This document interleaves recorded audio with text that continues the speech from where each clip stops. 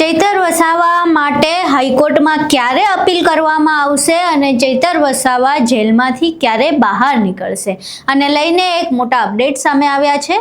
આખી ઘટના શું છે તેના વિશે વિગતે ચર્ચા કરવી છે। નમસ્કાર, તમે જોઈ રહ્યા છો ચક્રવાત ન્યૂઝ, હું આપની સાથે હેમંત।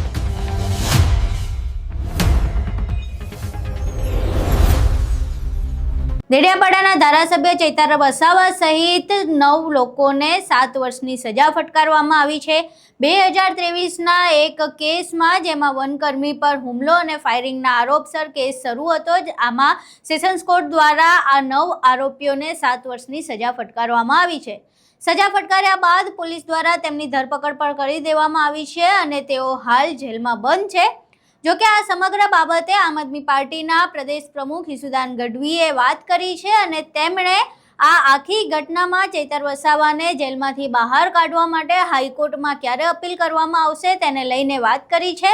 આ સિવાય ન ફક્ત કોર્ટ દ્વારા પરંતુ જમીની સ્તરે પણ તેમણે લડત આપવાની વાત કરી છે, માર્ચ કરવાની વાત કરી છે અને આદિવાસી તેમજ અન્ય જે લોકો છે તેમને આ કેસને લઈને જાગૃત કરવાની વાત કરવામાં આવી છે। પહેલા અહીં સાંભળીએ ઈસુદાન ગઢવી સમગ્ર ઘટના વિશે શું કહી રહ્યા છે।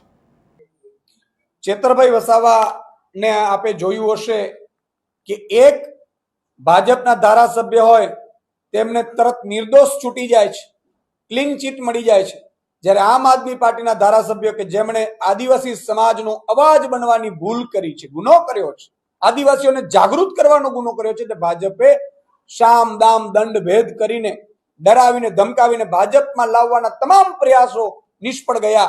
ત્યારે એમના ઉપર ડે ટુ ડે કેસ ચલાવડાવીને 7 વર્ષની સજા જે આપી છે ચેતરભાઈ વસાવાને, જેને લઈને સમગ્ર આદિવાસી સમાજના યુવાનો, મહિલાઓ, માતા બેન, દીકરીઓમાં તો વિરોધ છે જ ભાજપને લઈને, પણ આખા ગુજરાતમાં એનો વિરોધ છે, જેને લઈને આમ આદમી પાર્ટીએ નક્કી કર્યું છે અમે 26 તારીખે તમામ જિલ્લાઓમાં આઈ સપોર્ટ ચેતર વસાવા કરીને એક માર્ચ કાઢવાના છીએ।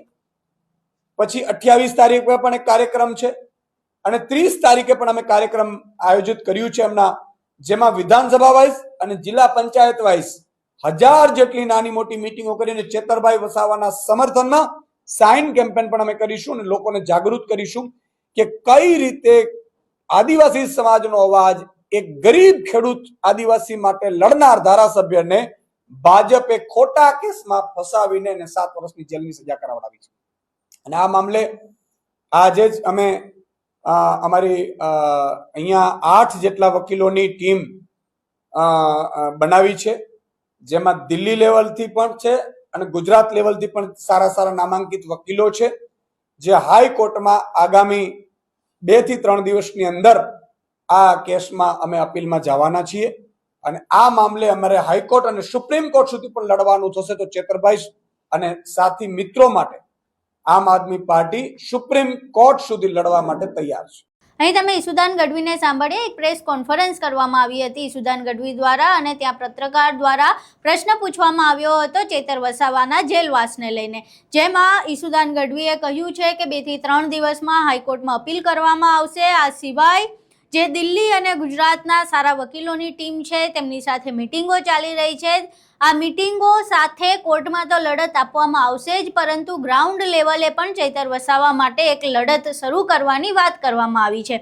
હવે આમ આદમી પાર્ટી દ્વારા એવું કહેવામાં આવી રહ્યું છે કે હાઈકોર્ટમાં 2-3 દિવસમાં અપીલ કરવામાં આવશે।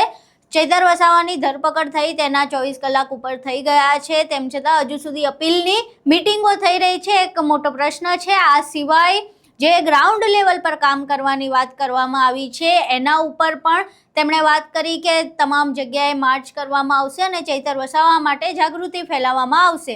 હવે આ આખી ઘટના વિશે ઈસુદાન ગઢવીએ જે વાત કરી છે તેના વિશે તમારું શું માનવું છે? તમારા મંતવ્યો અમને કોમેન્ટ બોક્સમાં જરૂર જણાવજો। વિડીયો પસંદ આવ્યો હોય તો વિડીયોને લાઇક કરજો, શેર કરજો અને અમારી ચેનલને સબસ્ક્રાઇબ કરવાનું ભૂલશો નહીં। નમસ્કાર।